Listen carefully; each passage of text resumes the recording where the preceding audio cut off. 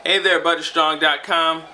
Just want to tell you about how to optimize your bills and how I've been able to save a total of $6,430 across the board in about 3 months. Well, shouldn't say 3 months. In 3 months, I optimized my bills so that over the course of a year, I'd save about $6,430. So, what did I do to potentially save in 1 year $6,430 from cost savings and optimization of my bills? Well, number one, I actually ended up moving for another job. So I got a great opportunity to reassess my bills. Some bills that your contract called my service provider. I was close to the end of my 2-year contract with them, and I said, hey, look, I'm dropping a ton of calls, and I really don't want to leave you guys because I've been with you guys for the past 4 years now, and I like your service, but I've just been having some issues with it in my area that I live in. So what can you do for me? Otherwise I'm gonna have to go because the cost is pretty high for my wife and I and our cell phones.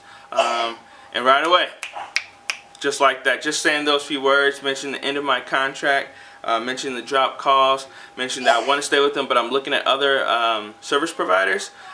She immediately said, hey, look, this is what I do for you. I'll take $30 off your cell phone bill for the next 6 months.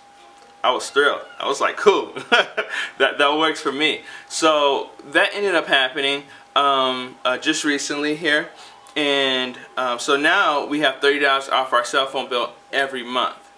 And then I just got a new job recently, and they actually provide me a cell phone. So I decided to drop my line, because my line was the add-on line with my wife, and drop my line from the service, and was able to take our bill from about $160 to about $140, with the 23% discount from my previous employer that's still affected under the contract. So now I have the 23% discount, I have the $30 off a month, and then I dropped off the account, okay, and my wife still gets the benefit of the $23 off, or 23% off, excuse me, and the $30 off a month, and then I'm no longer a charge on her cell phone bill. So I got our bill from about $160 a month all the way down to about $46 a month. So that's just a tip. What I've done to help reduce and optimize my recurring bills, in particular this time, the cell phone bill. So if you can do it, try it. It won't hurt but to give them a call and say, hey, look, I'm at the end of life of my contract. Every once in a while I get a drop call. I really don't want to leave. What can you do for me? And just pose it that way. Don't specify anything, because you never know what they might offer you. They might offer you more than what you might ask for. So just throw the ball in their court. Let them scramble, come up with something. If it's not good enough, ask for something better. But if it is, and I had about a $75 gym membership, which we really didn't even use. I had only been once in this year, and I just really didn't use it. So cancel that, $75. Now, gym memberships are usually a bit more difficult to get out of because you sign that dotted line. That's a year contract that you're into. But if you move, a lot of times there's a clause in there. If you move a certain distance away, you can get out of that gym membership.